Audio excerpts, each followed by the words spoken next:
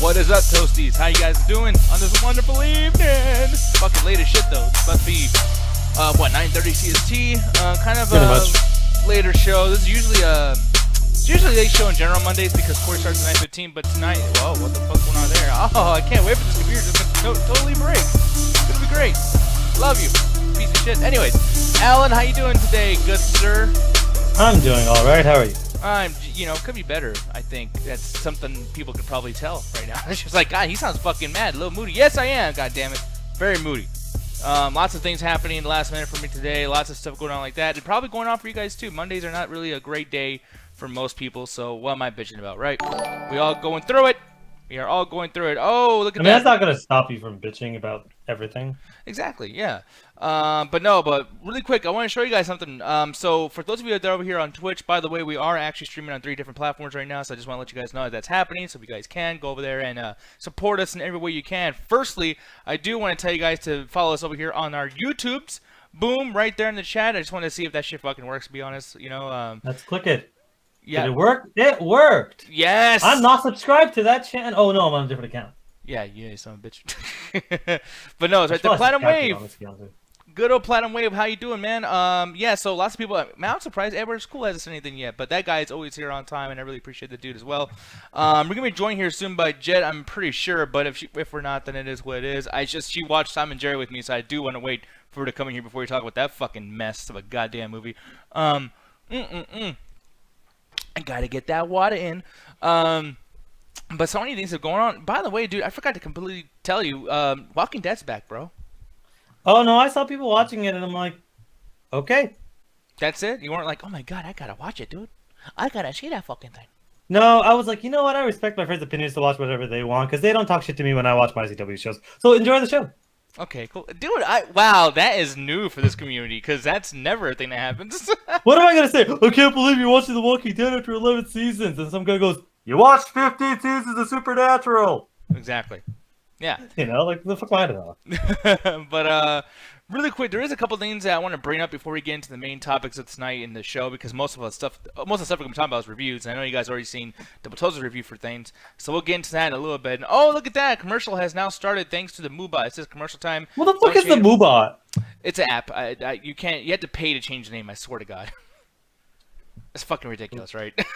I don't know what the fuck it is, so that's all new to me. I don't think I've ever seen it in this chat before. Yeah, no, I added it in last night. Well, I added it in a month ago, but it wasn't working the entire time. So now it actually is working, and I would prefer if it continues to work the way it's supposed to, because if it does, I'm going to be fucking mad. And I'm going to have to buy the goddamn thing, and it's still not going to work. I'm going to be complaining about that. It's going to be like the whole video game industry, just kind of going around in a circle with all the... How do you always bring it back there, dude? Well, because, here it is right here. Stubs his toe and goes, just like the video game industry. Oh, yeah, the lady. I heard about that. Yeah, it shuts you up right in the middle of your stupid little fucking... Yeah, because you actually had a point, but you always bring everything back to the video game industry. Because it always works like this, and that's the only way that you people... kicked you in the nuts, as a kid. You gamers over there, you guys just... You're literally buying... You buy 2K games every time they come out. No, they don't. No, I don't. I get fucking... You buy the 2K wrestling games all the goddamn time. I get the WWE games, yes. I don't get the 2K games. Yeah, because you're a bitch. Because the more important logo that's within that whole entire cover of these fucking video game releases is the WWE logo and the wrestler that's on it. Not that 2K... Yeah, you buy all that bullshit, even the bad one. No, well, I mean, I can't help it, dude. I got no other wrestling things. Yes, you got 20 first-person shooters that come out every single fucking year. You got Most 20. Of them are terrible. You got 20 first-person shooters. Cyberpunk. You didn't have to get Cyberpunk. You could have got any of the other ones that came out that fucking year. You would have been just as fine. I did actually. I did get most of the first-person shooters that came out that year. Well, see, you're part of the problem. No, I'm not. That's what I bring up. You just buy garbage games. I don't. I bring every game that I've ever bought. Oh, well, let me set that. You want to scale that back a little bit? Yeah, they made a boo-boo. Every game I've ever bought was great. Let's go back to my worst that's what happens list. because you start talking shit to me, and then I go so far in my defense that I end up you saying what you were trying to say. Oh, it's your fault. No, you're just making fun of me. You're bullying my brain here. You know that, I can't handle a whole lot. My brain is a little dirt, and you're just like, taking advantage of that. I see what you're doing there, Alan. Shakazine. Let's say you Bakezine, by the way. What the fuck? Bakezine? Yeah, because Birdman and then bitch and then no. Shakazine. Yeah. Oh! God damn, Blasian Michael. He says, Nick, I am also a fan of Einhander. Played the crap on the demo when I was a kid. Limited run games should do a physical release for the Switch and PlayStation. Here's the thing, Blasian Michael, is that I had that exact same demo disc. It's the one with the Resident Evil 2 commercial on it. And it was called, it was a PlayStation Underground number 7 or something like that. It was in a magazine. I remember that shit so very well. Dude, Alan, you need to play Einhander, bro. I'm good. Why not? Why? Okay, why not? I don't know. I don't like shoot 'em ups like that. God damn it, dude! Like, aren't you a gamer? You fucking I'm a fake gamer. fan? I played a lot of games. I don't like shoot 'em ups. There's a genre of video games I don't like. Yeah. Well, that should not be the case. If you're a gamer, bro, Yes, you're it supposed to like should. everything. You're supposed to like everything. That's not how that works at all. Yes, it Do is. you like all of wrestling? I don't even like wrestling. Wrestling's stupid. Fuck you! You literally have been running a fucking wrestling podcast for like 3 years. That's like saying I don't like podcasts. By the way, did you know that wrestling's fake? Really? I didn't know. I know. Good to know. It's pretty realistic, to be honest. As far as they do. I always hated that whole. Hey, you know wrestling's fake, right? Yeah, as opposed to comic books, because that's real as fuck. Y'all remember when Thanos wiped out half the universe last week? Like, Yeah, exactly. That's such a ridiculous thing. Ryan's like, Nick, don't. He knows where I'm going. Every time I talk about wrestling, just like with you and me always talking about gaming, you both know that I'm gonna go on a big fucking crazy rant or whatever. Yeah, super fan, what is up, good? I'll say good sir, good ma'am. Hello there, how you doing? Hopefully, Aubrey James saying WandaVision makes no sense. It's plain dumb. Here's the thing. Look, there's some questionable things. We're gonna get into that right away. I think that's one of the best. I don't think it doesn't make sense. I think it's taking longer to explain than a typical show would. But what dumb is that's entirely up to your opinion. But it doesn't make any sense. It's actually pretty well explained. Blasian Michael, they all got killed in a wreck on a ship, but they will be back very, very soon as undead co-hosts. But no, he's saying what happens to the rest of the crew. Jet's actually gone just for today, but she'll be back here in a little bit. I thought that was the plot of the last Walking Dead episode or some shit. No, but the thing is, though, is Ganja is out. Believe it or not, and guys, give some well wishes towards his way. You know, try to put the positive vibes out there. But he's going through some health stuff. Nothing too serious, but he's gonna be put under. So like. Yeah, guys, please, like, I know there's not a lot of people like that are religious in the chat or anything like that, but if you guys can put some kind of positive vibes out there into the universe from my boy Ganja Guru, please do that. As well as send them over to Roxy too, because there are one in the same. You know, whatever they're going through, the other person feels it. So definitely put that out there for them, and they will be back probably around March 25th. Roxy might be back next week. We'll be talking about horror movies and stuff like that when she's here, but Ganja will not be here for quite a while, and that might be a reason why Metropolis Collective might be holding back on a couple of things as well. But we shall definitely keep you guys updated as far as that stuff goes. So thank you for asking. But really quick, though, so before we get to WandaVision, because I already saw myself getting into the topic on that shit, I'm just jumping on fucking everything, but I got to get your opinion on this, dude. With this being the release date being delayed, do you feel like they can blame Corona at this point? Because everyone's already gotten back to work. There's so many things that actually came into fruition despite all the bullshit from 2020. I'm kind of like calling bullshit on this one, dude. They could have easily made it, but they're holding back because they just didn't know that it takes as long as it does. Well, again, they set up a release date. They're most likely waiting for the next gen consoles to have more of a install base, because I know they said they wanted it to have PS4 and PS5, you know, like compatibility. However, I think it's gonna run like shit on the PS4 because this game's clearly being made for the next gen. I think that they're actually ironing out the details to do a PC release, maybe not immediately, maybe like a year or two later. But I think that they're ironing out the details to make also a PC release. But at this point, it's like Corona or just delays happen all the time. Just because a game gets a release date, a game's release date only exists so that they can basically like iron out a game plan. Release dates change all the fucking time. And if it wasn't for the current pandemic, you could just put anything on there. Like Uncharted got delayed 4 times in the same year for random fucking reason. And it's like, yeah, whatever they're doing with this sequel is just like, hey, fuck it, we need more time. Take the time you need, trust me. We've seen what happens if you don't take your fucking time. Yeah, exactly. Because, and these are just rumblings, by the way, that it's not going to meet its planned 2021 release. And it was never going to come out this year. I knew that for a fact. Yeah, I know. I was kind of wondering if that's going to be the case, too, being delayed to 2022. If it was like 2023, then I'd be like, what the fuck? But the thing is, this whole entire thing, this whole, fucking rumor that's going on about this was only according to Anton Loganov, which is an industry insider who accurately leaked the Horizon Zero Dawn PC port before it was revealed to the public, like, I think, 2 years ago? Yeah. So while fans, should take this information with a big grain of salt, I guess this guy has been accurate about video game leaks in the past, so he's somewhat easier to believe than any other random leakers online. So, it's not like some kind of random Reddit link or whatever the fuck, or Reddit, discussion. This is legitimately a rumor for somebody who's actually in the industry. So yeah, we'll see what happens with that. But I do think that whenever this does come out, this is going to be the main thing that's going to make you go, okay, now I need a PS5. Before it was definitely an option, and it was definitely something to kind of like prepare for. But once this comes out, it's going to be like, I want to get my PS5 fucking experience on, and it will happen as soon as you get this fucking game. It's going to be amazing. You know? So, oh yeah, I can't fucking wait. Honestly, I got to rebeat the first one on PC, but I legitimately fucking love that game. That game was way better than any right to be because the developer of that game made nothing but garbage first-person shooters to their entire runtime. So the fact that they said, fuck it, we're going to make an open world third person like bow game in a post-apocalyptic future, I was like, this game with a premise that I did not even like. I was like, this game is going to be a colossal failure. I played it, I was like, this is fantastic. I want to bring up something real quick, speaking of video games, and I'll get Jet's opinion on this in a little bit too. But somebody in the chat, Bad Boy, says, I love Bushido Blade trying to be a fighting game without light bars and realistic injuries. So this is the PS1 game that did this. I haven't seen any other games that do the kind of fighting style without light bars or anything, and etc. But I feel like even though this game looks, dated and aged and everything, is that a concept that you could see happening nowadays with like a Souls game or something, just having no light bars and being completely realistic? I mean, I can see that. I could see that happening because like Resident Evil, I mean, I don't say does that, but basically, the more damage you take, the slower you move. Mm-hmm. I've seen games do similar stuff like that. I think that's a very, very difficult thing to go for because when you play like any video game, let's pick up Horizon for example. When you get low on health, you're still able to survive the situation. The problem is if you have realistic injuries, it makes that game infinitely harder. Because let's say your leg breaks, well, you're not gonna be able to really survive a fight, so you're dead.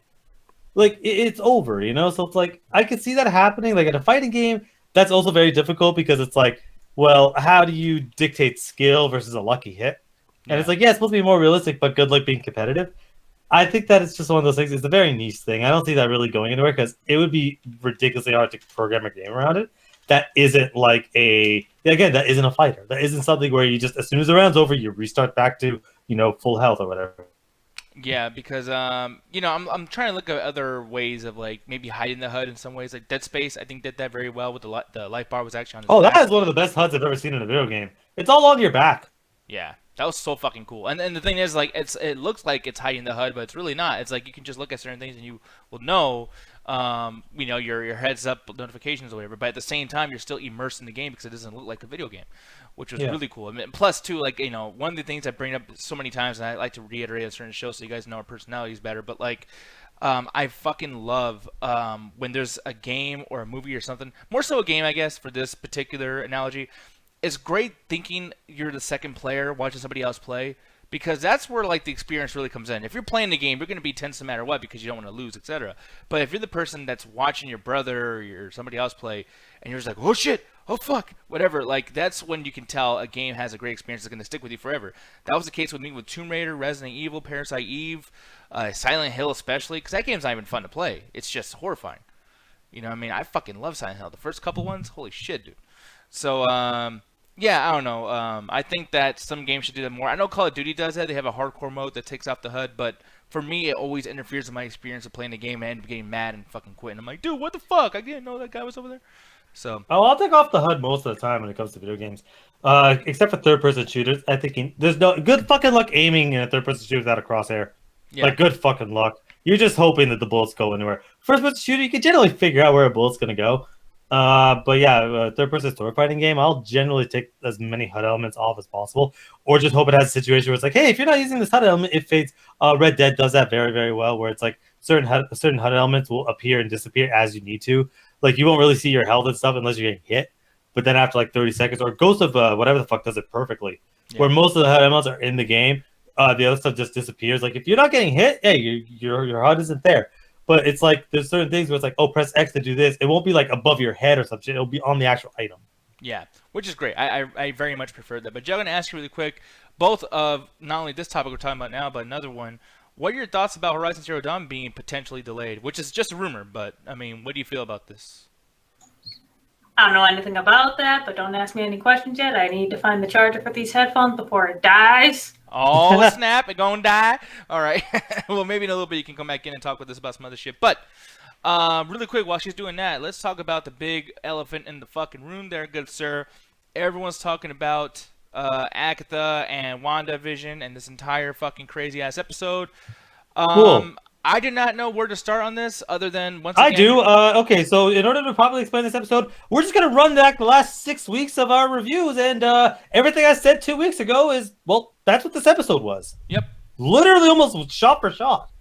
I mean, yeah, and it almost like, I'm not saying that you ruined it or anything, but fuck, I wish it was like just one other thing that wasn't already predicted by not only you but many other YouTubers. Like, it's not necessarily a bad thing because it's not like the show was like, hey, you'll never guess it. It's like, if you have a decent understanding, like it's one of those situations where if you have a decent understanding of literature and you have a decent understanding of story progression with characters, you can generally figure out what's going on. Because there's some stuff that was probably surprised, but there's nothing here that was necessarily, this episode wasn't necessarily any revelations. The prior episode had a revelation, of course, like, hey, there's somebody else in this town that's actually been influencing the stuff going on.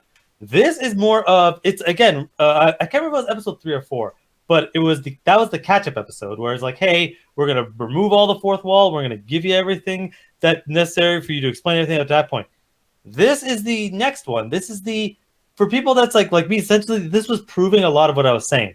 And for people that are wondering, like, I'm not this crazy super genius that's predicted it. But I guess because of the fact that she grew up in a third world country, that a lot of the stuff that she would have got through syndication. Now it's DVDs, but essentially the same thing. She would rewatch that stuff over and over again and want to create a moment like that. My only issue with this episode, because this episode essentially goes through and breaks down, hey, what, like, it breaks down stuff, but it also kind of it introduces a couple things that I wasn't really sure till I thought about it. But it's one of those things where there's no real big foot drops, or there's no revelations that would bother me. Everything in here was just, hey, we're just going to make sure you get it, just so you can get those fan theories and make sure you didn't just make up some bullshit. But there wasn't anything where it was like, oh my God, what the fuck is that? It was more like, I fucking guess. yeah. And that's the thing, like, the only thing I can really talk about, really, and most people that actually are interested in a review anyways, it's just like, hey, like, talk about what the episode is. Well, you can just go fucking watch it, and not to say that, I'm not trying to be a lazy podcaster in that sense, but it's like, literally, there's no room for opinion. It's just like, okay. So there is one aspect of it, though. There is one aspect of it that I don't think was done particularly well, but it does kind of show that. And yeah, we're gonna obviously with no spoilers. At this point, you can't talk about the show without spoiling it.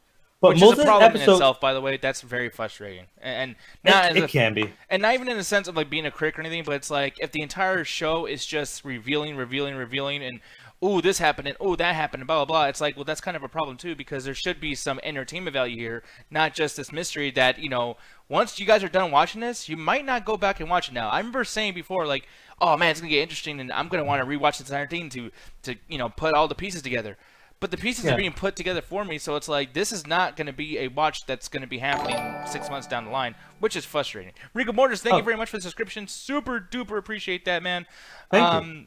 But go ahead, though, Alan. What are you going to say? Yeah, well, for people that are wondering, like, hey, what are our thoughts? Well, it breaks down, like, again, it goes through bits and pieces. Like, hey, when she was a kid, she watched a lot of the Dick Van Dyke Show and Malcolm in the Middle, Office, all that stuff. That's where a lot of her inspiration for the TV shows come up, which was really interesting, which is something we kind of noticed. They then go through, because this is the episode where we're going to go into Wanda's backstory, something they never even bothered to do in the movies.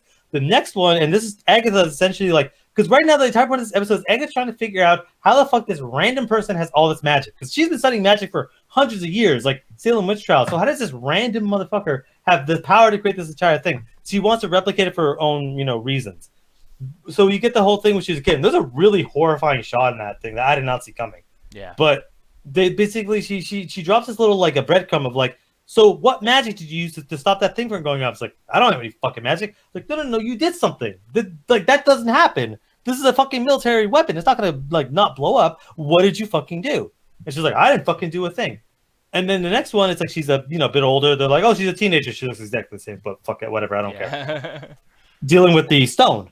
And it's like, okay, so it wasn't, because this actually fixed some of one of the problems I've always had with superhero genre is this person is just the luckiest person on earth that just happened to be the only one to deal with this. It's like, no, there is something about Wanda, not necessarily like she's the luckiest person on earth, but much like how, people with powers just exist in general in the Marvel universe, like some people are going to get it through, accidents. Some people are just born with specific powers. This situation was like, she was born with a little something. Not much, but she was born a little something. She probably would have never gone anywhere if nothing bad happened. But hey, she had a little bit of going on, and basically the whole episode is to try to lay the breadcrumbs of she had some power. She wasn't just a random nobody. She did have a little bit of an ability, and that's what essentially most of this episode was. And I did like that to a certain degree because it fixes that whole she's the chosen one type bullshit. She's still an incredibly lucky person, but it's not like this 1 in a million thing. It's just like there was something about her. They give her the name drop, and yeah, this episode ends where it's like, hey, she did have some special power, and the Infinity Stone just amplified it to the crazy degree we see. Yeah, and that's the thing. Yeah, because someone said, E-Mike said Magneto possibly being in here. I think people got so Magneto's excited. not coming in here. But see, I'm actually wondering though, it's like, do you feel like somehow there's going to be, because like, okay, so once again, spoilers, I just want to reiterate for anyone who's actually coming in here now, but yes. Potentially, you know, with having Pietro, whatever that dude's name is, a fake Pietro, he was basically somebody from X-Men, and the fact that he was in this, I'm like, okay, well, they got to probably have another X-Men reveal by the end of this fucking thing, especially if Agatha has powers to bring people from universe to universe, or whatever the case may be. Who knows what all that shit, you know, can be. It seems like she didn't. Well, because she explains here, she didn't actually bring him from the universe. She just copied his image onto just, again, using her own magic. She's like, hey, I got this crystal and I made it look like this dude, and that's why he kind of walk and talk and still be a person, because, you know, some organic, some actual matter, like, you know, a crystal, and then I just did an illusion. And she's like, well, you did something. Like, she's basically like a situation where this person that's spent all this time studying is looking at this person that has all this power, going, where did you learn this shit? And it's like, this is how I fucked with you, to essentially push you to your limit to figure out what the fuck your deal was. I think that because I talk with buddies of mine, there's like this book in like the not the last episode, but the one prior, that's apparently like, it was like glowing orange and shit, and that's like Doctor Strange's book. I think she just saw like a different universe where this was a different version of her brother, and was essentially trying to fuck with her just to see what her power limits were. Yeah. You know, I'm looking at the chat too. They're saying they can always recon it back to her and Quicksilver, really Magneto's kids. That could be a thing too. You're probably right. My whole thing too is, what about this fucking dude? I feel like we don't talk enough about this guy, or you know enough about him. But like him bringing back another Vision, essentially, and that was the thing I was going to allude to earlier about, you know, like, okay, this new Vision is going to be coming out. I feel like that guy could be Ultron. I don't think that he's going to be another copy of Vision. He's not going to be Agatha's Vision.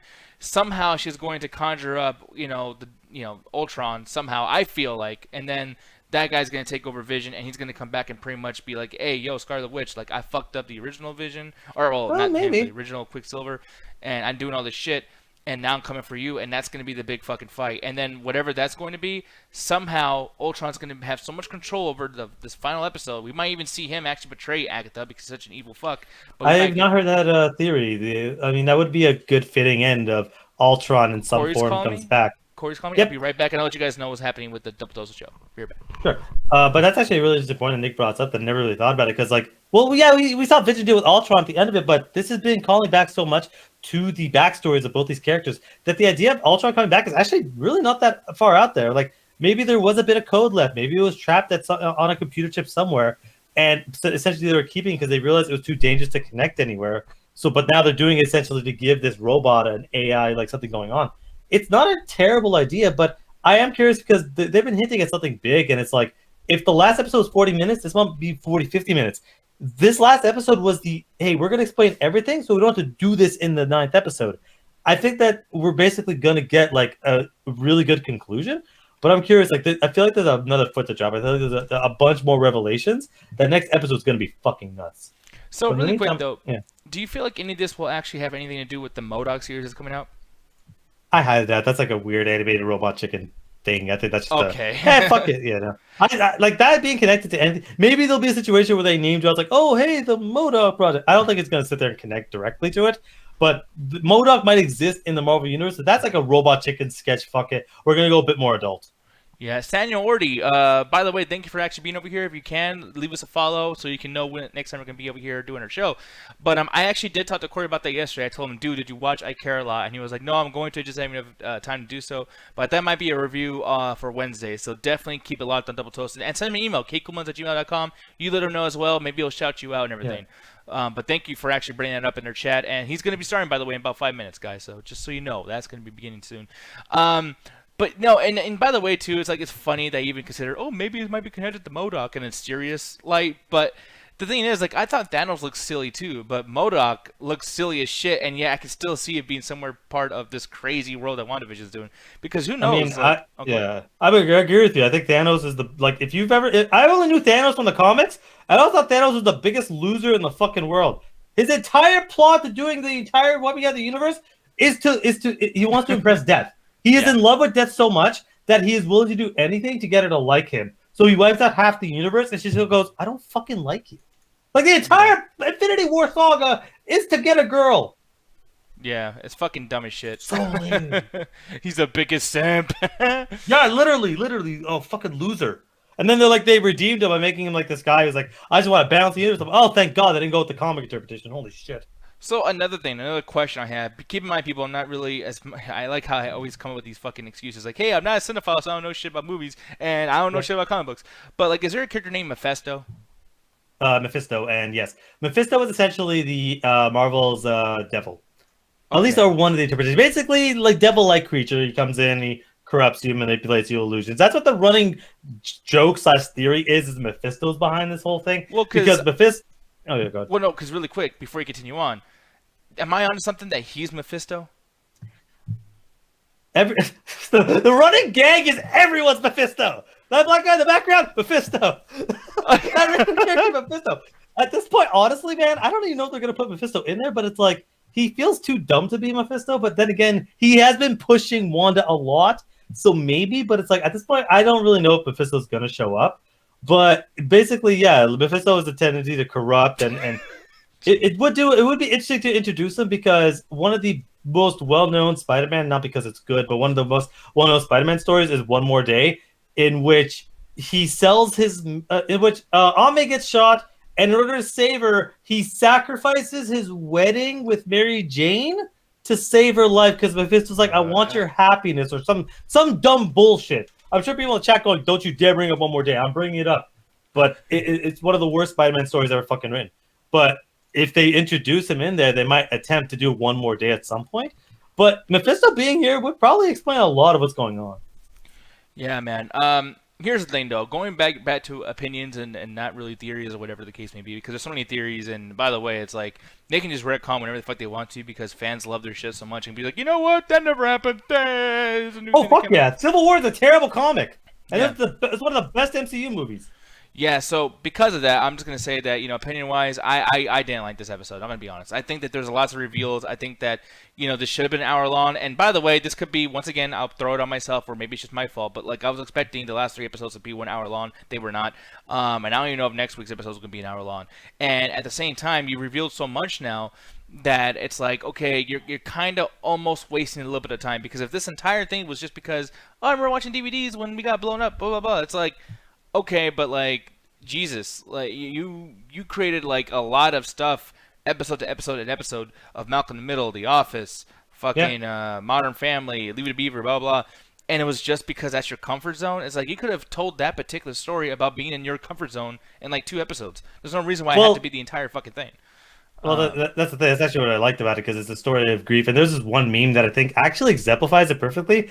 The end of Endgame, most of the cast has a happy ending. The people that die don't come back, but Hawkeye gets his family, Ant-Man gets his family. There's Peter Parker's reunited with his family and stuff like that, and it's she lost everything. She has nobody. She has no family. She has nobody that cares. Everyone she's ever given a shit died, and she literally doesn't even have the house. So it's it just kind of shows that it's there are so many powerful people in this universe that it's you have to be kind of extremely careful, and it almost gets to the point where the Sokovia Accords were right. These people are ridiculously dangerous. Look what happened with one person that was struggling through grief. They literally enslaved an entire town. These are dangerous individuals. Yeah.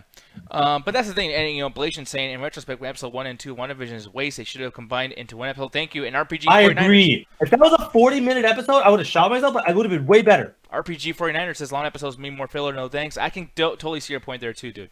I do think that lots of the episodes, even being as short as they are, still have a lot of filler. And it's dude, this story is so fucking rich with so many potential content. How the fuck are you in a situation where you even have filler? You got a lot of characters, a lot of moving pieces here, and you guys are having filler because you guys, and I'm not saying the writers of the show or anything, but Disney and Marvel, they just want to have more watch time on their shit. They just, whatever the fuck. I think they wanted to basically spread it out as much as possible because they knew that they ran into the problem when they first launched Disney Plus that as soon as everyone watched The Mandalorian, most people got rid of it because there was nothing else going on. And it was like, where's all the Marvel stuff? We were like, where's all the Marvel stuff? We're like, well, we'll get it to you literally a year later. And then it's like, okay, we're gonna spread this out as long as possible. There's probably about, honestly, maybe 7 episodes of good. But they're like spread it out a little bit because as soon as this ends, I think like either there's a week break or immediately next week, we have Winter Soldier, and that's going to be its own thing. So they're like, hey, you know what? If we spread this out enough, we could just keep having trending every fucking week and trend for like 3-4 months and be the biggest streaming service ever. Yeah. So I don't know. For me, 3 out of 5. It's still because of the story, because of all the work that the other episodes did. I was on the edge of my seat and very, I was paying attention. I was really into this latest episode. But when you pull it back after you're done with the episode and you kind of like sit there, was I satisfied with that time that I spent with that fucking thing? It's like, no, you were not. And the only thing I was good about was the show, not the episode. So I'm still giving it a high score because I did enjoy it for that potential piece, but this next episode needs to be fucking good. I am no longer giving this points based on the hard work that every other episode did. You need to stand for your fucking self, finale. So this Friday, we'll see what the fuck happens. But how about you, sir? What would you rate this? I give it a little bit of a lower. I think this was a 2.5 because that first 20 minutes, I'm just like, bro. Like, I've never been so mad to just predict every single thing that was going to happen. I'm like, why are we here? This was just really, it wasn't like, all the revelations were there, but it was almost like, I don't even know how to describe it. It was like it was like a bowl of oatmeal where it's like, yeah, you know what you're getting, but it's not interesting. I don't think it was particularly done well.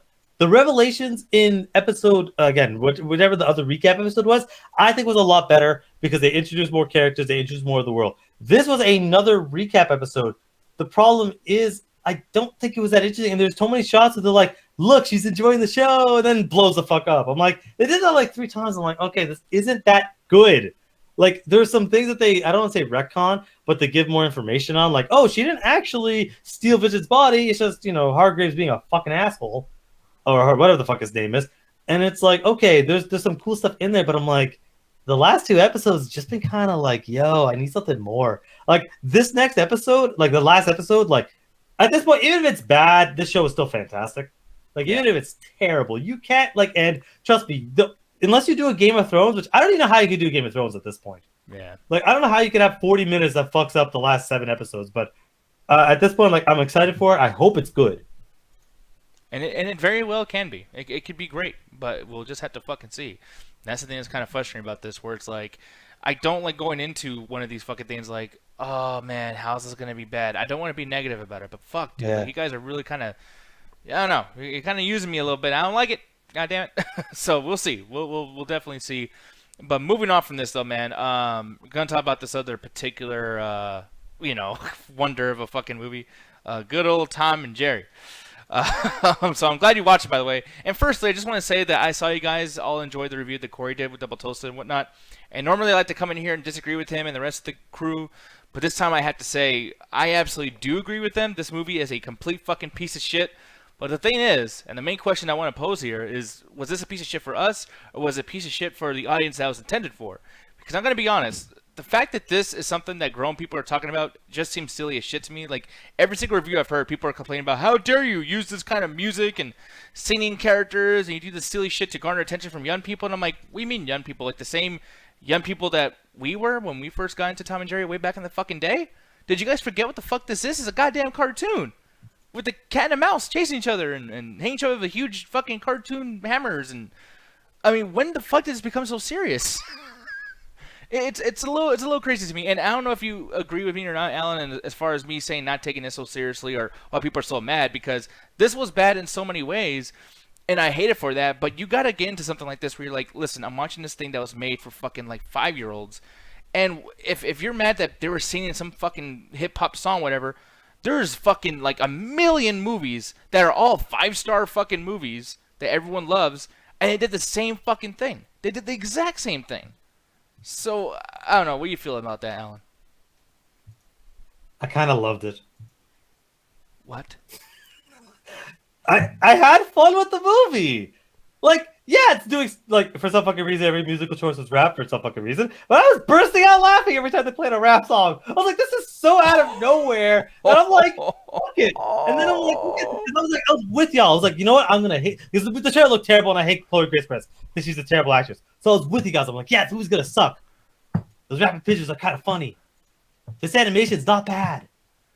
Like the creative practical effects that these guys are doing is really good. The writing is fucking terrible. Oh my god. Yes. But again, I'm just looking back going, this is Tom and Jerry. Yeah, it's live action, but like the crazy shenanigans that they're doing is just like the show was.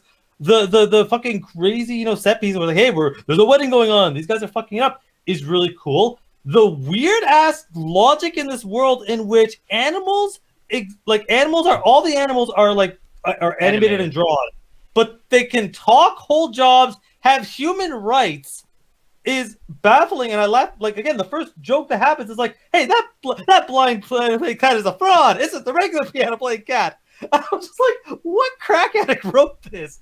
And I don't know. I just had fun watching because at the end of the day, it's like, yeah, Tom and Jerry's always been kind of dumb. It was basically, Sylvester and Tweety and Tom and Jerry were the same fucking show, and it didn't have any logic back then. So I didn't sit there and be like, well, I got to analyze this universe. Like, no, like, what crazy bullshit they're going to do? And I'm sorry, but the animation in some cases was spectacular. They rip off The Dark Knight halfway through this movie, and they have rain going off of Tom's head.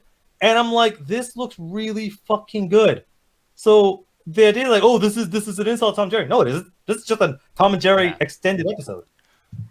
Yeah, I agree with that, Jay. I'm gonna get your opinion on this because I now I'm a little scared. But I mean, what do you feel about this in that particular sense? Because I feel like there's some other things that you've seen that you probably hated more than this. But are you even able to talk right now? I don't know if your headphones are on or whatever.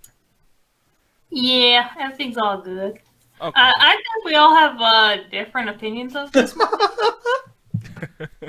They're ready to kill me in the chat, by the way. What is your opinion, Jed? I am so fucking curious. Since we're just putting it out there, I did not like this movie. I thought it was mad boring. I was so bored during this shit, and the jokes weren't funny. Like, the animation was kind of off to me at times. But I will say, I prefer this over Scoob. Oh, fuck yeah. Oh, hell yeah. This is way better than Scoob. No, sir. And for people that are wondering in the chat, when I said it was is ripping off The Dark Knight, the shot with the moon is 89 Batman, but him gliding into a window from a large vantage point is The Dark Knight. No, that's like, it's ripping off both. I've seen that way before Dark Knight, though. When I saw Dark Knight, no. What I mean is the whole the way they shot it, the way he's jumping from a specific building and trying to basically get in. They rip off both The Dark Knight and Batman 89.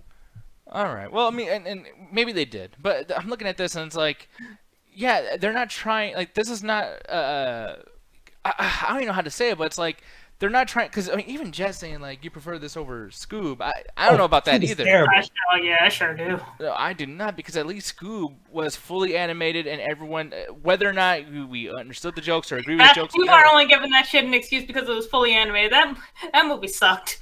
I'm with Jed on this one. I think Scoob is the terrible movie. With this, to me, it's like, yeah, this is the fucking constant trend of, hey, we're gonna get live, we're gonna get these animated creatures in this live action world, usually in New York. But like the amount of effort they put into the practical like set pieces of the Rube Goldberg machines was really interesting. And when the characters are kind of going nuts, like there's a one shot when they're in the hotel room and they're jumping on like the shit and fucking up the TVs and stuff. I'm like, this must have taken a lot. Like I had to give a lot of credit to the background people that are making these effects work. Yeah. Like the way the animation meshes in. Yeah, sometimes it's a bit wonky, but other times like this is seamless. And I was like, this is to me way better than like any of the Smurfs movies, any of the Chipmunks movies. Like way above that shit to a degree where I'm like, if these guys, this company get better writers, but this company could easily do a Who Framed Roger Rabbit sequel and with this level of animation, and it would be a classic. And that's cool, and I completely agree. But if that's the case, then like visual effects could make so many other movies way better just on that note alone. And even though I can even feel that sometimes too with Transformers, for instance, I always give that a little bit of a fucking boost because of the visuals. But I'm looking at this, and It's like most of this movie, every time there's a part of Tom and Jerry doing something, it is followed either in between or maybe 2 minutes afterwards with this fucking chick. And I'm sorry, she's beautiful, whatever. I don't give a shit. she is so fucking bad as an actress, and I can't even like really go off on that because she's acting against nothing.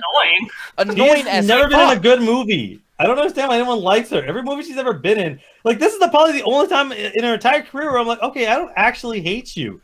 Like you're just window dressing. You're not even like it's almost like you're completely unnecessary. If they just kept it with Michael Pena, I think it would have been a way better movie. Well, see, Michael Pena's my doing whole so much thing too, was but... like, oh, go ahead. I'm sorry. my whole thing is like, whose big idea was to put her in this movie? Because that just seems like a really just weird match. Like, know who would really fit in Tom and Jerry? Yeah, Chloe Grace Moretz, and it's like, you know, it's stupid like, too. Huh? And she doesn't even act like the thing is like she keeps herself too pretty to even do it. Like I would imagine, like people are gonna get mad when I say this shit, but I would have liked Rebel Wilson or Melissa McCarthy in here. Oh, fuck you! I wouldn't watch this movie. Oh, that'd be great because then no, because you just want somebody that's in there that's not conventionally attractive just so she can fall on her ass a couple of times. Well, someone who's willing to be unattractive. Have you noticed this whole fucking movie? Because I was thinking like, okay, you know, Michael Pena's getting his shirt ripped off, he's falling on the floor, gets dirt on him, he's going through all this crazy shit. Chloe is always looking the most perfect, whatever the fuck look she could possibly be, and I'm like, you look like you take a break after every scene and then don't film again for a week. Like you just look like you. I mean, everything about her just seems so like. This. Yeah, but I don't necessarily think that. Like, I understand what you mean. I even agree. I don't see the issue with that. I mean, I don't know. Like another thing too is like, you know, and Michael Pena. I like Michael Pena.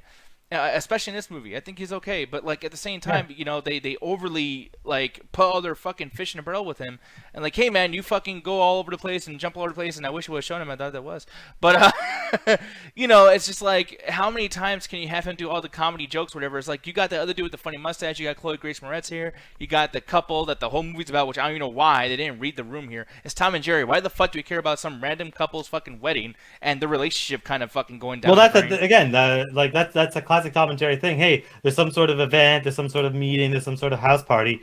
And it's essentially the background setup to the crazy bullshit that happens. Because it's like all the stuff that's going around. It's like the reason that this is such a big deal is because, hey, there's a huge wedding. And of course, again, this is very typical to a Tom and Jerry thing. Like this could have easily been like a 3-part television revival, and it would have fit right in with what were Tom and Jerry things back then? It was just some random things happening in the house, and these guys are fucking it up. That was every episode of Tom and Jerry. This is another Tom and Jerry thing. So this idea that people thinking he's shitting on it like it's some sort of fucking Citizen Kane of television shows. Like, no. It was I don't want to say it was a ripoff of Sylvester and Tweety, because I don't know which one came out first. Mm-hmm. But I feel like one of them is ripping off the other one, but it's like, this to me is like the same, honestly, almost the same quality in some cases. And I want to agree with you, but I feel like they didn't put enough of Tom and Jerry with their usual antics in this movie to justify that.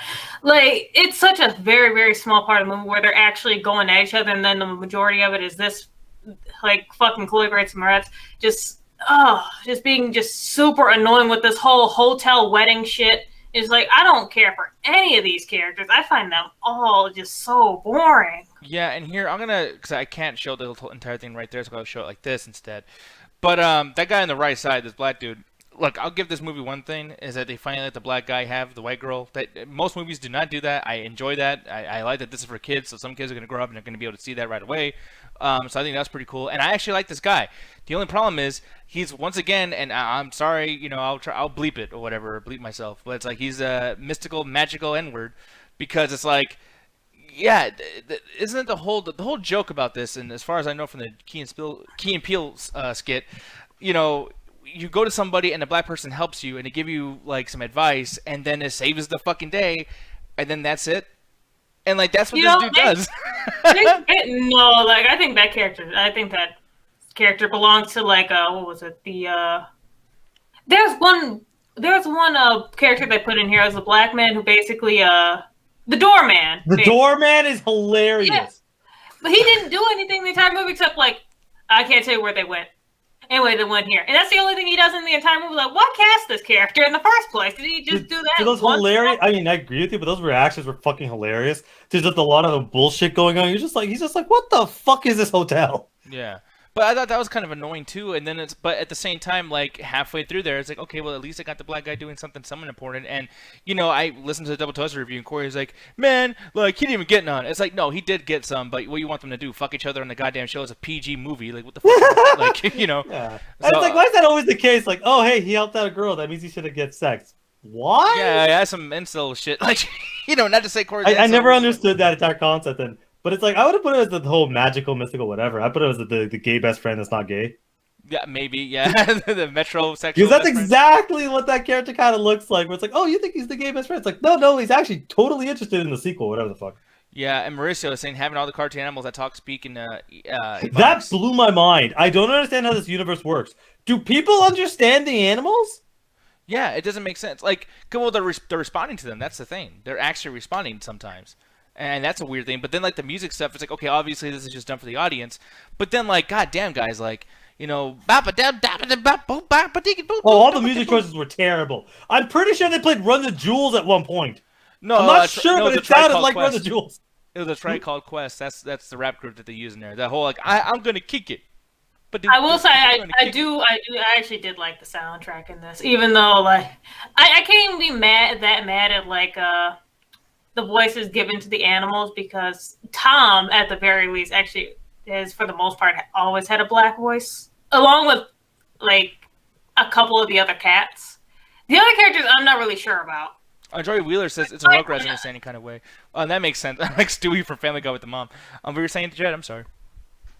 Like, the dog Spike, on the other hand, I'm actually not sure about him. Yeah, but here's the thing too, and I forgot the name of the Transformers, but like, remember the black Transformers with the gold tooth and the yo shit going on? It was like Mudflap and Skips. Yeah, Skips. Dude, there's the racist as fuck. The ones that can't read. Yeah. Man, I can't believe. Yeah, the whole it was ridiculous. But anyways, there's two characters in here. I think they're birds. I could have sworn they're birds. I could be wrong. But they're literally like talking exactly like that. Like, what's up? How you doing, bro? I'm doing good. Like, man, did y'all motherfuckers not learn a fucking thing? No. I think it's on purpose. That's what threw me off, because at first I was like, this is kind of offensive. I literally think every single voice actor in this movie was someone of African American descent, because Tom and Jerry's angels sound like that too. So I'm just utterly convinced this entire cast is that. No, but still, even if they're African descent, that doesn't mean that they had to talk like yo, like we. But I didn't do the whole New York thing, because everyone in this movie is doing but that. I'm just saying, like every black, me and Alan have like we have a group chat. And, we got that shit. Like, I think it's probably just weird because, like, it's all the animals that are doing it, which is like very just strange. No one else does it except the animals. So it's just kind of like, what the fuck? Yeah. But no, it's just annoying. Although it makes sense for Tom, because Tom has always had a black voice. Yeah. But still, like his black voice isn't like insulting, but like the animal black voices are insulting, because it's like, I don't know if they're trying to copy the Eddie Murphyism from, like, what was that fucking Mulan, or trying to copy Chris Rock with Emperor's New Groove. I don't know what it is, but it's like, just because they're black doesn't mean it's like, wow, I gotta talk like this. It's like Chris Rock was in Emperor's New Groove. I could be wrong. Who was the guy who was in Emperor's New Groove? There was like an animal. David Spade. Oh shit! Well, he's not black. I was like, wait a second. I love that movie. Wait, are you talking about Mulan? Because no, Eddie Murphy's in Mulan. I said that, but there's Chris Rock is in. Are you thinking about Shrek? Shrek. That's that was also Eddie Murphy. Never mind. Somebody. Chris Rock is in something. I forgot what the fuck it was, but he does a voice. Madagascar. I don't know. You should probably look it up, but let me see. Fuck it. Let's keep randomly guessing until we get it. No, Chris had an animated movie. Now you're making me kind of confused, because, like, okay, wait, who does play who? Yeah, it's Madagascar. He's in Madagascar. Okay, I was right. Yeah. But like they do that, and it's like, dude, like that's a fucking silly thing. It's like, because of these characters that did so well back in the day, I guess we gotta have all these characters add black. It's fine to add black, but it's like you got one note black. Like, it's like, you can easily just have a character be black, and then that's it. And then they can be, you can have them say funny lines. You can have them, emote quite a bit with certain things. It could be fine. But, like, this fucking movie, it completely went, like, fucking mid-2000s with the fucking thing. It was ridiculous. I'm not even saying like I'm offended. I don't give a shit about that stuff. There's comedians that say racist shit and I laugh my ass off. I'm sorry. I'm just that kind of fucking douchebag. So I'm not offended like in a, whatever the fuck way. But it's just like, you guys clearly did not read the room, just like I didn't read the room about the movie. Who the fuck said, hey, let's make a Tom and Jerry movie, but have it be about, and keep in mind, maybe I'm being a little asshole with this too, but I feel like it was insensitive to have this dude go in there. He's not wearing the turban thing or whatever to go with the outfit, but it's like a wedding for the girl, and he's going all out with the elephants, and everyone's wearing like, and I don't know what it's some kind of, is it Arab, Alan? No, it's an Indian wedding. Okay, but they're doing this because the wife was Indian, yeah. Yeah, but they're doing this, but it's like the most stereotypical Indian wedding, which, to be honest, like, that kind of wedding happening in a hotel is a little questionable. But then also, too, like, he doesn't wear the right thing, and then he looks kind of weird. And the music, I felt, was like, okay, like, this movie has done nothing to explain, like, where she's from, what her culture's like. It's just like, hey, let's just use it, because fuck it. You know what I mean? And I felt like that was kind of crazy, especially with the elephants, dude. Like, come on. Well, no. They added in there because, for two reasons. They wanted to make this as crazy as possible, and two, literally to set up the joke that elephants are afraid of mice, which apparently is a real thing. That's not a cartoon myth. The elephants are actually afraid of mice. I don't really know why. I think they did it on Mythbusters, but they actually are afraid of it, and it's hilarious to me. I guess, yeah. And I'm playing Michael saying the moral of the review is Nick doesn't care about what happens to black people. When it comes to an animated Tom and Jerry movie, I honestly, I don't. It's like, it's a silly fucking movie. But I also have to consider that it's like, if I can't, and this goes to the Wonder Woman 1984, then hopefully it doesn't become a long-running joke. But it will. But it's like, that whole arcade thing with, like, they got the Ron video game updates for that year. The thing that and here's the thing. The reason why that frustrated me so bad, Alan, I know you're probably like, look at this fucking nerd.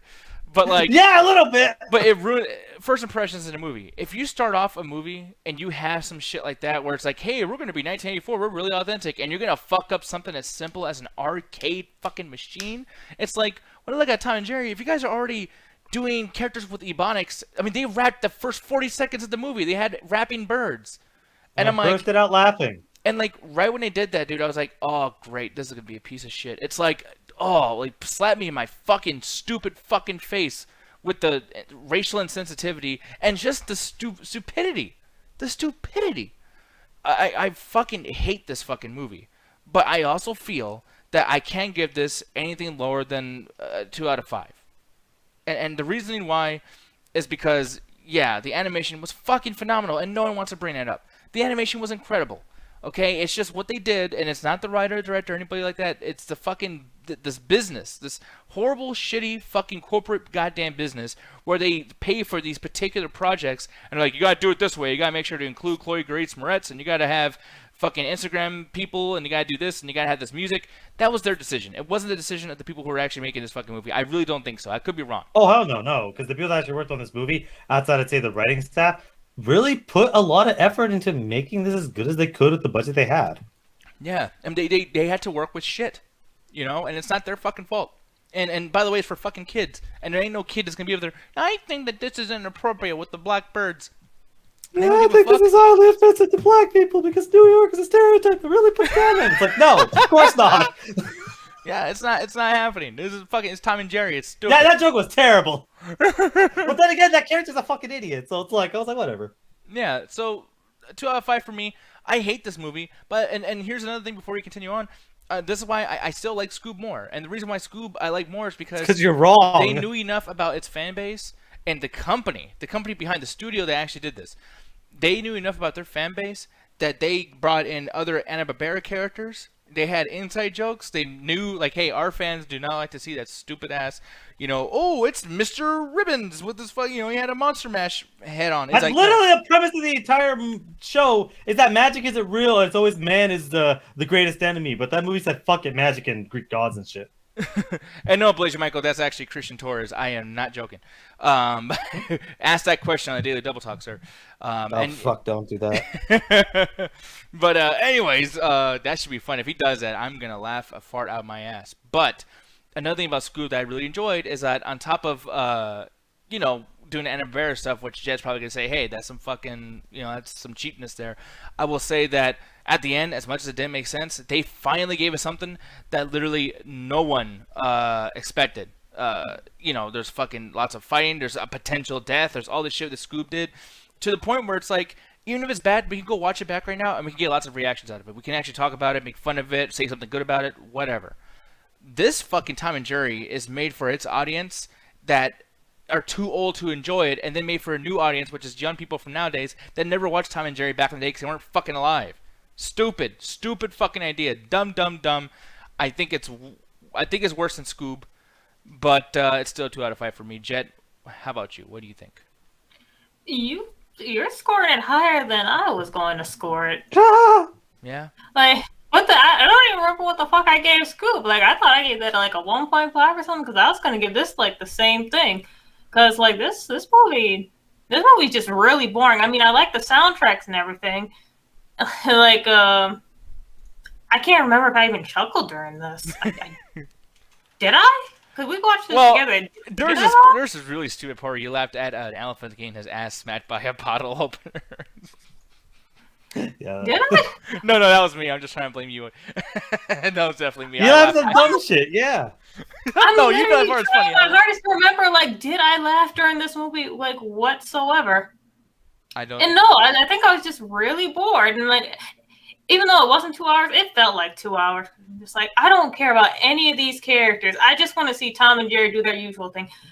Jerry is still as annoying as ever. He is, oh my god, he's such a piece of shit. You would think, like, updating a movie like this, like, at least they would have Jerry somewhat justified, and he isn't. He's a piece of shit throughout the entire time, and a lot of problems were actually straight up caused by him rather than Tom.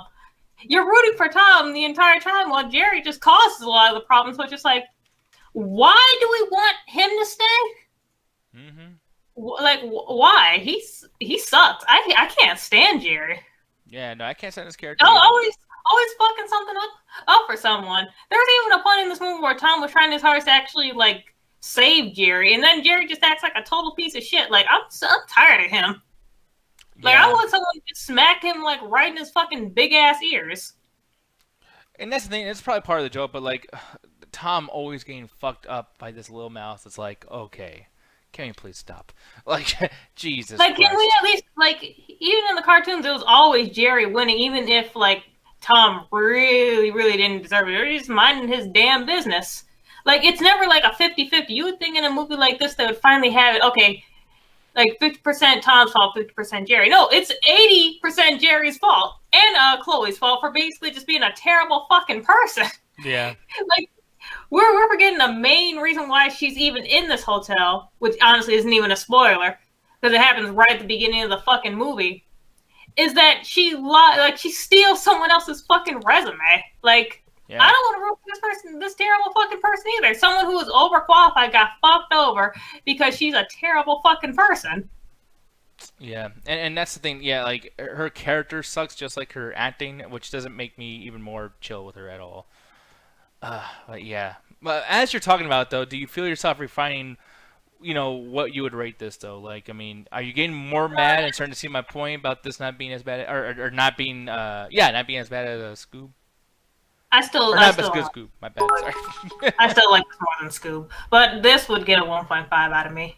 It was just super boring. I was just waiting for it to fucking end. Well, shit. But yeah, official rating. What's your number? 1.5.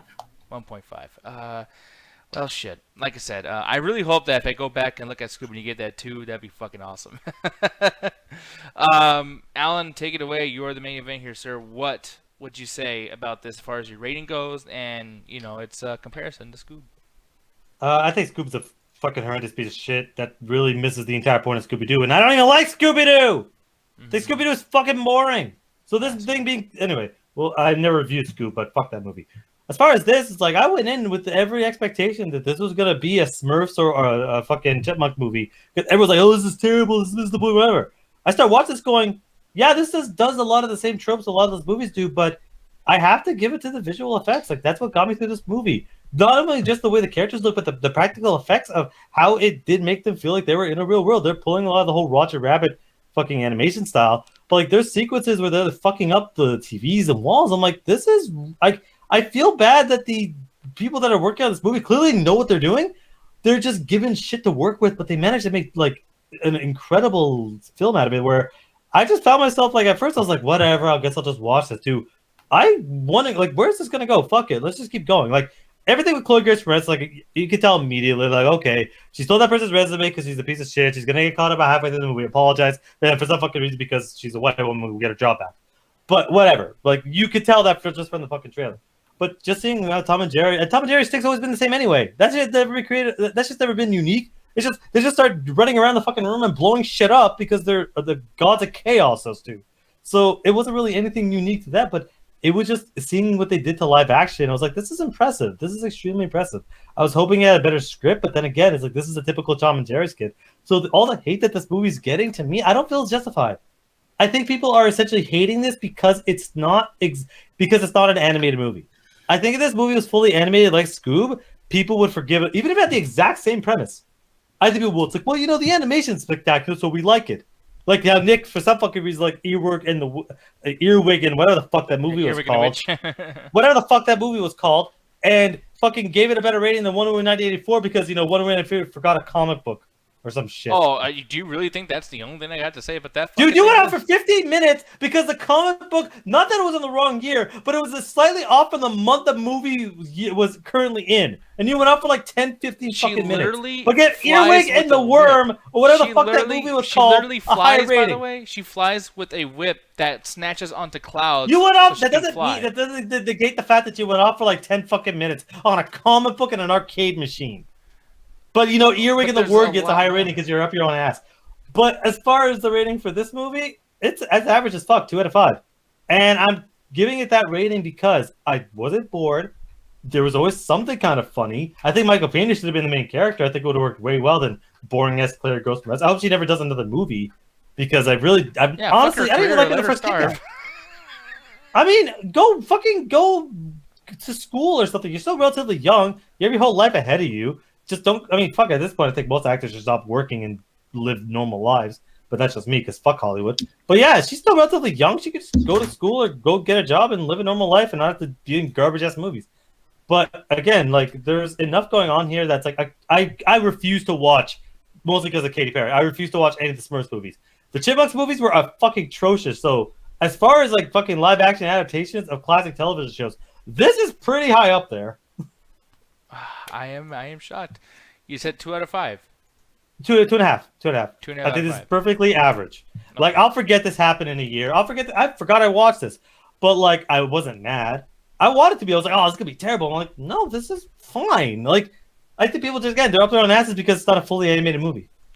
Yeah, but I do think that's a valid complaint when people have that too, if they do. But it's just like, yeah, it looks awkward, and these people do not know how to act with nothing. They don't know how to act with actual people, and then they're acting against fucking nothing.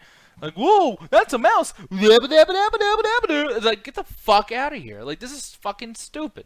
But I like a bunch of stupid shit too. And I gotta tell you, Wonder Woman 1984 would have to be fucking 3 times the movie that is to even be slightly as good as this fucking thing. And this is trash. So imagine how fucking bad 84 was. God I mean, it's really not that bad as long as you're not up your own ass because, you know, the crux of the entire plot is an arcade machine in a comic book. Yeah, and you know, if you have an attention span that's as bad as Alan's, then you'll probably agree with that too. But here's the thing, though, Mr. Alan Shigazine, why don't you tell me where to find you? And all that good stuff, you little bitch. You'll find my foot up Nick's ass. Don't do it, Dad. And 2 hours was arcade machine. This mother. Go back and take out how much time he argues about that versus the entire review of Earwig and the Worm, which is a way worse movie. I guarantee if you go back and watch that, by the way. If you go back and watch that, half the talk would be Alan telling me I'm wrong. By the way, this man will bend over backwards to give a good review of a fully animated movie because he knows that most of the Double Toes community loves animated movies, and he gives it anything less than what people think they're going to come after. But he can check all he wants about Marvel movies because he knows that there's some people that might actually agree with him. You bend over backwards to animated movies, you goddamn coward. Wonder Woman 19 Rapey Bore. You guys can go ahead and enjoy that to Alan's recommendation. Yeah, go watch Earwig and the Worm and see if you can follow what plot there is in that fucking movie. But you had trouble following the plot? That was an easy-ass plot. There was no plot in it! What was there to follow?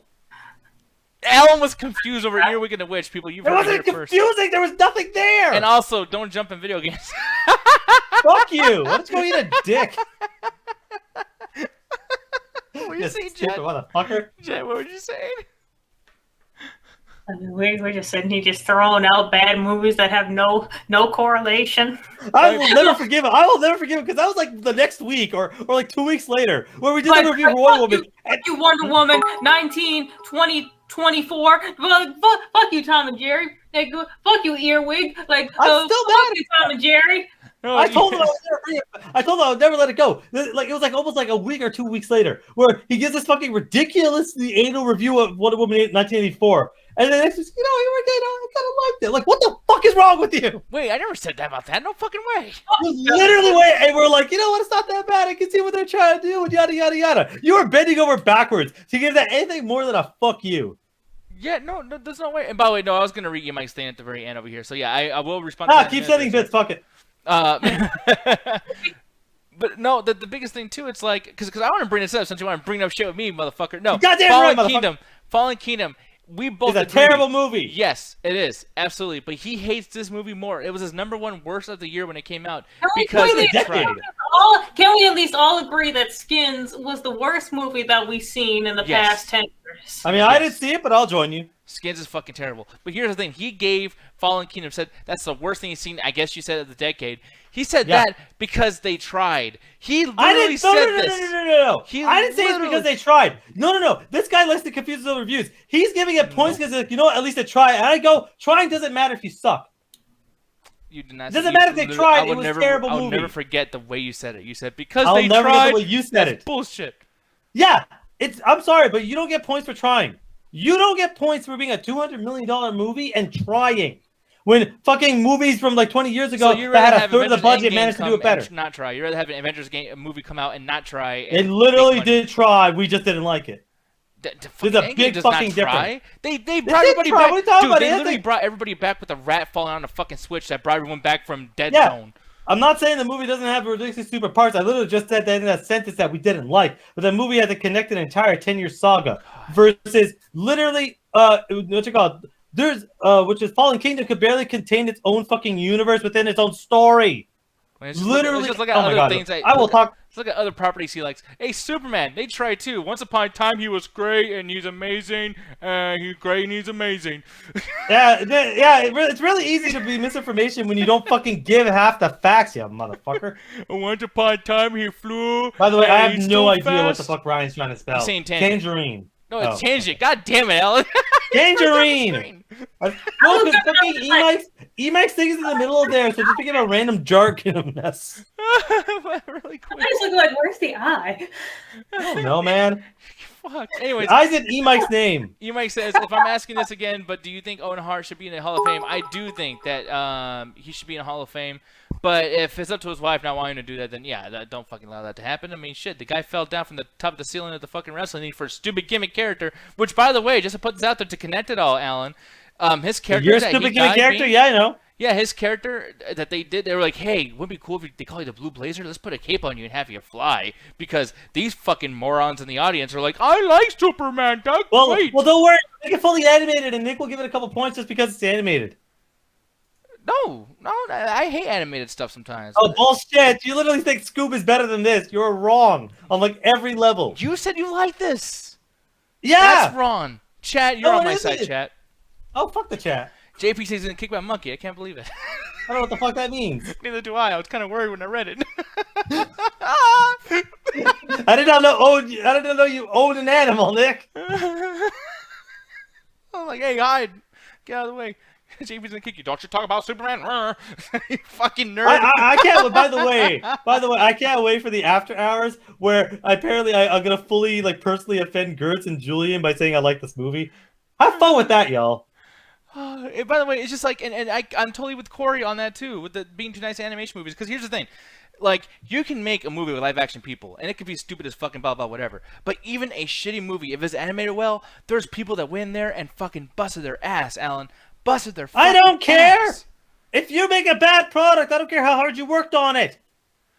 But then what's the point of having prove your labor then? If the fruit is shit, what's the point of your labor? Hard work doesn't matter if you suck. And that's why people are not gonna fucking try these comic book movies. Hey, Hey, Nick, you want me to build your house tomorrow? I'm not particularly good at it, but I worked really hard. No, but let me tell you, and it falls apart while I worked hard. That's a great analogy. No, that actually is a great analogy, and I'm gonna counter it really quick. What if someone's working on my house and whatever, and they're trying their hardest, and there's a storm, and they're like, oh fuck, I can't do it. The shitty writing and Superman, fuck all this shit, and it fucking falls down. But they tried, Alan. They went up there. They tried. It doesn't matter. You give credit where credit's due. I gave credit in this movie to the visual effects and practical effects department because they knew what the fuck they were doing and shat over it, basically the acting and a lot of the premise. I gave credit where credit is due. So yeah, to prove your point, you can't take stuff out of that. But you will literally just say fuck it because this entire thing had to be made by a group of people versus filming it in New York. You give it extra points or don't look at it as harshly as you would to this comic book was a month off. Well, you know what? We're just going to agree or disagree, aren't we? I will kill you. Alan, tell me where to find you, you fucking nerd. You fucking nerd. You're a bitch. You're a wrestling nerd. Fucking nerd. The only reason you care about that fucking cover is because you're a wrestling nerd. Yeah, because they're just they put their dick on the table like, oh, check it out, guys. Check it out, guys. Whoa, we got wrestling over here. And by the way, that happened. Here's the thing: take out the wrestling part. If that was a fucking lipstick magazine, you wouldn't go. Fuck. No. Oh, hell yeah, I would. Because here's the biggest thing bullshit. That's so stupid about it. No, the thing that's so stupid about it is like that happened after the scene where they're flying an invisible fucking plane on July 4th. Call that scene out. Don't okay, by the way, Alan, more time. Just so you guys know, spend more time on the comic. He's literally interrupting me just so he doesn't get lost in this whole thing. He doesn't want me to prove him wrong. But I'm going to try again. I'm going to try my best to prove it to you guys. So the thing is, though, is he literally, in the movie, they're on a fucking invisible plane driving over fireworks, okay? Flying over fireworks, where it's like July 4th. Look at these July 4th fireworks. And then when they go to that magazine, is that the next month? They didn't even pay attention from frame to frame. It's not even a wrestling nerd thing. It's not that big of a deal. Nobody cared but you. I literally just turned around for a second. Are we talking about Wonder Woman again? How we get here? This movie is so bad. It's one of the worst movies I've ever ever seen. There are some actual plot holes that you could go down to. You spent more time on the fucking magazine and that arcade machine than on most of the plot holes in that movie. No, I can talk about those too. There's like a lot of wrong with it. You went so much into detail. You literally said the review for so long. I was going through going, are we still on this topic? Okay, Alan, really quick. Can we please go back to her using the whip to fly? Can we please talk about that? There are some dumb parts in there. I'm not saying the movie's perfect. I even called out a lot of shit alongside with you. Okay, my really entire quick. thing can I ask you something else? Isn't that the movie's bad. My entire thing isn't that the movie's bad. Is that Alan, she rapes the guy who was Steve Trevor's fucking character. It does not. She rapes him. No, she doesn't. How do we get here? Because I'm still mad about the Earwig and the Worm review. I'm still mad about that. You hurt my feelings. Earwig and the Worm. Whatever the fuck that movie's called. You know what it is? I just realized that's a fucking You song. That's why I keep confusing it.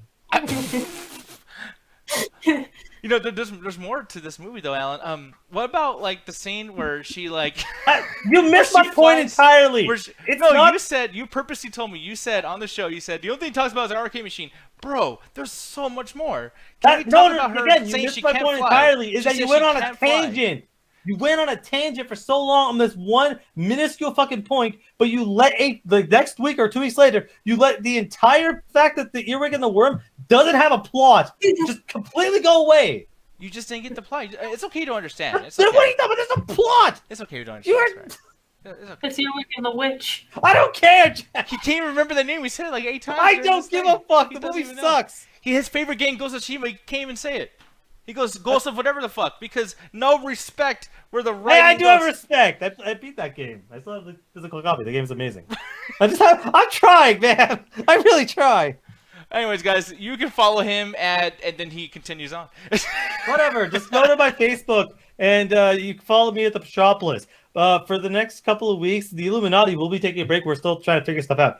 But for Blazin and the other people that are asking in chat, we are actually actively working on getting the episodes up onto the audio. Up to episode 69 is currently on Spotify and the other audio places. Currently working on making sure the YouTube, which has been essentially forgotten about, I'm going to start promoting that a lot more. I'm literally working on it as we speak. Like I'm literally rendering videos during this actual show. So hopefully in the next couple of days, everything will be back up to snuff. I think that's the right word. Yeah, all that good stuff. No, and just so you guys know too, because I know I don't do a very good job showcasing, where to find these guys or whatever, and that's just my fault. I need to do better as a podcaster. But I did put it on over here, guys, so you can find his stuff. If you scroll up in the chat over there, you can find his Facebook page, Instagram, and I gotta get you on later on to find your Twitter. I fucked up, I couldn't find it, Mr. Allen. So I could, I'll just, Bad Birdman Allen. But yeah, guys, it'll be fun. And I didn't do Ganja's yet because there's lots of writing you gotta do on those, and Ganja's not the best on spelling. I can't even spell my own name. I've been his fan for almost 5 years. Yeah, so it's just no point about that shit. But thank you very much for you putting it over there too, Mr. Birdman. But you guys can go over there. Those are hyperlinks in the chat. It doesn't show it on here, but they're definitely hyperlinks. So you guys can just click on it, follow them, comment, all that good stuff, and connect with us. Because the biggest thing about this show, as you guys can tell, we like to argue, we like to shoot the shit with you guys. So if you guys hit us up personally, then we'll be able to talk with you and kind of, bond a little bit. So yeah, with that said though, guys, we're gonna get the fuck out of here. I should have actually had this whole thing kind of set up. I'm gonna be rating Mr. Revenant 7, not Go vs. Fish, because I haven't been rating Mr. Revenant 7 lately. So I'm gonna do that again today. So thank you. It was fun as shit. Alan's wrong as fuck about Earwig and the Witch. Heck, just make an animated movie and Nick will suck his dick for some fucking reason. But God forbid you forget that month of a magazine. Yeah. Or, I don't know, have a woman fly with a whip. That seems a little strange. Yeah, don't worry, he'll forget about that part. Or our main characters raping each other. It's really cool. Yeah, That's literally not what happened at all, but sure. Because female empowerment, man. That's literally not what happened. Oh my god, this is for the ladies out there. You should rape who you love. Hey, is Chris playing Sleeping Dogs? Damn, that was Anyways, guys, thank you. Take care. At the chat. Hate you all.